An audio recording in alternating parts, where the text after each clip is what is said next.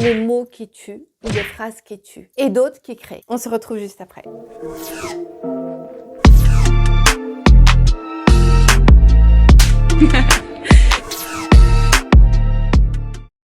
Si tu ne me connais pas encore, je suis Karima Abbassi, je suis coach entrepreneur, créatrice de la méthode Namayara et c'est la méthode que j'ai créée pour les femmes qui sont indépendantes et fortes mais qui galèrent en amour. Si c'est ton cas, voilà, prends un rendez-vous grâce au lien qui est juste sous la vidéo. C'est un lien qui va te permettre d'avoir un rendez-vous qui est offert sans engagement, je dis bien sans engagement, qui est offert et qui va te permettre réellement de poser ta problématique. Nous, on va t'aider à avoir de la lumière et vraiment de te trouver un plan d'action. Si on peut, bien sûr, on est là pour ça. On a une expertise par rapport à la relation amoureuse et qui est une expertise qui est liée vraiment à la connaissance des rouages de la relation. Et les rouages, d'abord, c'est toi. Et donc, forcément, si tu as des relations amoureuses qui ne correspondent pas à ce que tu veux, si tu galères en amour, c'est pas pour te mettre la culpabilité, c'est que forcément, le problème, il vient de l'intérieur. Oui, je sais, t'as pas envie d'entendre ça, mais il y a de fortes chances que ce soit ça. C'est pas irrémédiable, c'est quelques ajustements à refaire et donc viens à notre rencontre. Et puis pense à t'abonner, pense à liker, pense à partager. J'ai eu envie de faire cette vidéo parce que il y a 3 jours, plus exactement, je parlais avec mon amoureux et là, je dis un truc, je dis « Ah oui, non mais si on n'était pas ensemble, je ferais ci ou je ferais ça ». Moi, je dis ça, j'ai rien dit. C'est juste une phrase comme ça que j'ai dite, voilà, en passant, qui n'avait aucune importance pour moi. Et je vois bien qu'il est froissé, enfin en tout cas, peut-être pas froissé, mais interloqué. Donc du coup, on parle. Heureusement, on a cette chance-là qu'on peut parler, on peut communiquer. Il me dit, mais tu te rends compte de ce que tu viens de me dire? Bah, je dis, bah non, pas trop. Qu'est-ce que j'ai dit? Il me dit, mais tu sais, moi je suis pas là pour t'empêcher de vivre ta vie. Donc s'il y a des choses que tu as envie de faire et que du coup ce n'est pas compatible avec notre relation, c'est ok. Voilà, une petite phrase anodine. Hein. Donc là, j'ai eu de la chance parce qu'on a parlé. Et des phrases comme ça, on en dit plein, on en dit plein. Des fois, des phrases qu'on se dit à nous-mêmes. Hein, je suis KO. Hein. KO, tu sais ce que c'est d'être KO, t'es à terre, quoi. Hein, tu peux plus te relever. Hein, comme dans les matchs de boxe. J'ai le dos cassé, j'ai le cœur brisé, je vais mourir.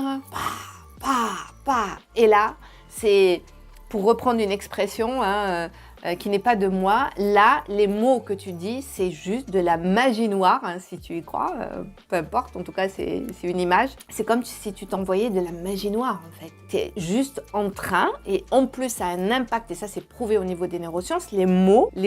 Alors, c'est vrai que dans une communication, on dit que les mots, sur l'impact d'une communication avec l'autre, l'impact, il est uniquement de 7%. C'est plus la posture et le ton.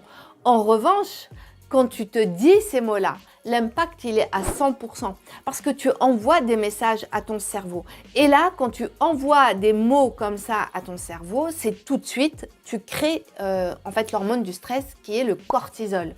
Voilà, et le cortisol, plus tu en fabriques, plus tu crées des toxines et ça finit par des migraines, des maux divers et variés, ça finit par des maux physiques, voire même des maladies, et voire même des prédictions parce que autoréalisatrices. Et ça, c'est commun, c'est quelque chose qui est dans le langage très très courant.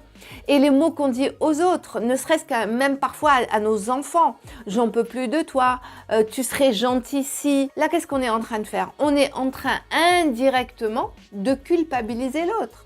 Et le message, c'est comme ça que après les enfants ils grandissent et que je vois des femmes en face de moi qui ont le driver fait plaisir et soit utile, ça veut dire quoi? Ça veut dire que dans leur esprit et dans leur corps, dans leur cerveau, dans leur construction, elles ne peuvent être aimées hein, que si elles sont utiles et si elles font plaisir à l'autre. C'est comme ça qu'on fait des caméléons, etc., etc. Que finalement, on vit à travers les autres et pas du tout pour soi. Donc, attention, oui, les mots, les phrases, ça peut être de la magie noire, ça peut être du poison pour soi. Et c'est comme ça que petit à petit, on se crée une réalité qui est vraiment soit inconfortable, soit négative et qu'on évolue là dans une espèce de magma de négativité, mais déjà une négativité qui nous fait du mal à soi-même en fait.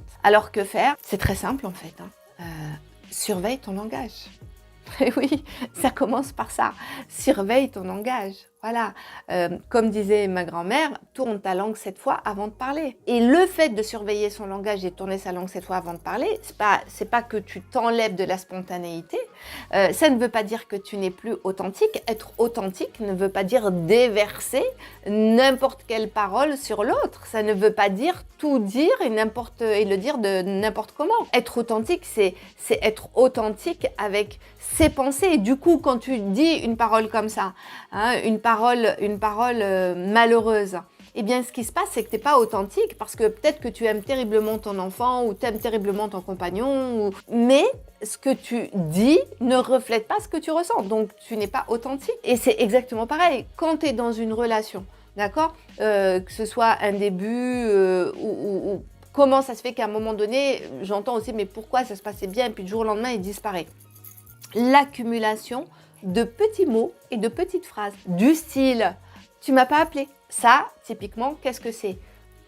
C'est un reproche que tu fais à l'autre, indirect. Et l'autre, il le prend exactement comme ça. Tu arrives en retard. Ah, t'as rien préparé. Ah bon, on se voit pas ce week-end. Et pourquoi t'as pas fait ci? Et pourquoi t'as pas fait ça? Tu m'as pas appelé. C'est des reproches. Ce sont des reproches que tu fais. Donc là, ta communication, elle est pas clean. Elle n'est pas clean.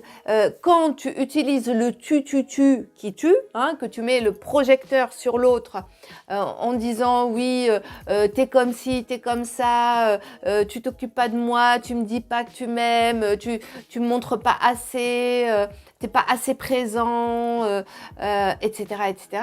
Vrai ou faux, peu importe. En fait, là, tu t'es juste en train de mettre le projecteur sur l'autre et tu es en train de lui envoyer des vagues et des conteneurs de reproches. Et au bout d'un moment, l'autre, voilà, comme tout le monde, on n'a pas envie de recevoir ce genre de choses. Exprimer, oui, d'accord, de façon bienveillante. Donc, mets le projecteur sur toi. Exprime tes émotions, tes sentiments. Et encore faut-il faire attention à quelle émotion tu vas exprimer. Parce que si tous les jours tu es pas bien et tous les jours tu exprimes le fait que tu n'es pas bien, au bout d'un moment, l'autre non plus, il n'a pas envie, si toi tu n'as pas envie d'avoir un boulet, comme je vois souvent dans les commentaires, mais dis-toi que les hommes c'est pareil, ils n'ont pas envie d'avoir cette sensation de porter une charge qu'ils n'ont pas envie de porter. Donc attention vraiment à notre langage, c'est important d'être toujours en mode attentive par rapport aux mots qu'on dit, qu'on se dit à soi, qu'on dit aux autres. Et si par hasard tu te surprends à dire un mot, dans ta tête tu dis j'efface, je détruis ce que je viens de dire, voilà. Ou tu dis à la personne, excuse-moi, mais voilà, j'ai dit quelque chose, ça m'a échappé, mais c'est pas du tout ce que je voulais dire, voilà, et tu le redis tout de suite autrement. Et essaye plutôt de t'envoyer des belles choses. Au lieu de dire je suis KO, tu peux dire tout simplement je suis fatiguée. Au lieu de dire j'ai le cœur brisé, tu peux dire tout simplement oui, j'ai de la peine. Au lieu de dire j'en ai plein le dos, oui, tu pourrais dire il est vrai que cette situation en fait est inconfortable pour moi et j'ai juste là envie ou je décide, voilà, de changer ça, voilà. Et un langage, parce que c'est pas que la pensée, et aussi un langage qui soit plus, s'il y a de la magie noire, qui fait de la magie blanche, ok? Donc un langage qui soit créateur, qui soit apaisant, qui soit beau, qui soit bienveillant, et ne serait-ce déjà bienveillance envers soi, ok? Au lieu de te dire t'es nul, dis-toi oh, waouh, je suis super intelligente, voilà, même si tu le crois pas encore, c'est pas grave, mais à force de te le dire, déjà c'est mieux que de se dire que t'es nul. Conclusion, surveille ton langage, d'accord? Que ce soit avec toi ou que ce soit avec les autres. Utilise un langage bienveillant, propre et créateur. Voilà. Tu vas y gagner énormément et en plus, ça va te sortir de cette négativité et ça va te mettre dans une énergie constructive. Je ne dis pas positive, parce que pour moi, positive, c'est un peu tout et rien. Ça veut rien dire en fait. Mais par contre constructive, ça pour moi c'est beaucoup plus intéressant parce que qui dit construction dit évolution, c'est pas figé, hein, positif. Quand tu dis ouais j'entends des fois des personnes qui disent ah mais moi carrément je suis positive, non ça sert à rien d'être positif, t'es figé, puis dès qu'il y a le problème qui arrive, bah, ça s'écroule. Alors que dans la construction il y a une espèce de mouvement, voilà, construction c'est évolutif. Voilà, tu mets une brique après l'autre. Donc déjà, même si à un moment donné, il y a une brique qui s'est cassée ou il y a une brique qui manque, bah, tu n'es pas démuni. Comme tu es dans la construction, tu vas chercher des solutions. Voilà, donc j'en ai fini avec cette vidéo. J'espère que vous allez, à partir de maintenant, surveiller votre langage. Tu vas surveiller ton langage pour utiliser un langage créateur, propre et bienveillant envers toi, envers les autres, et tu vas voir, il y a beaucoup de choses qui peuvent changer dans tes relations. C'est aussi comme ça qu'on prend soin d'une relation, que ce soit une relation d'amour ou une relation avec ses enfants ou avec ses amis, avec tout le monde. Puis pense à t'abonner, pense à liker, pense à partager, à laisser des commentaires. Et puis, pour finir, tu peux aussi, bien sûr, prendre rendez-vous grâce au lien qui est sous la vidéo. C'est offert, c'est gratuit, sans engagement et ça peut changer ta vie.